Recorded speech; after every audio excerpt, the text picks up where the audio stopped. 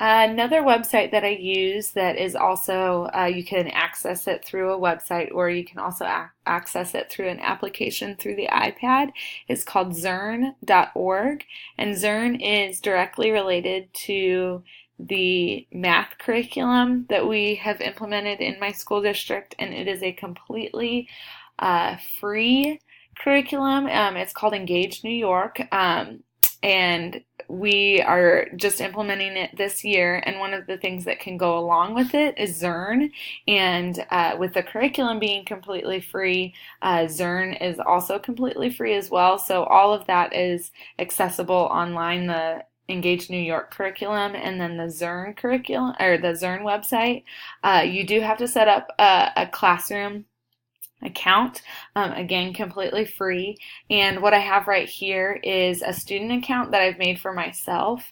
I like to have a student account just so I can see what the students are learning. And the Zearn website completely correlates to what we are doing in class, and what is kind of nice is that it differentiates student learning. So kind of what we talked about in one of the earlier modules about blended learning, and then with face-to-face versus online, this is a great way of how online learning will help my students. So I will teach the core curriculum, and then they'll have time to go onto the Zearn website, and then they'll play different games that will align with certain standards. And after they have completed it or mastered it, then they learn a new game and they can play a new game. But they cannot move on to a new game until they have mastered that skill on that website, on the game. So this is what the student account looks like. And what's also really nice is that the website does provide other videos that align with the standards and with the curriculum as well, which is kind of neat for the students to see other people teaching the same thing that I am teaching as well, just in a different way. So that's kind of neat that there are lots of different options for the students. And then it's also fun just for the little kids because they're able to earn different they're able to earn badges as they are continuing to learn different skills.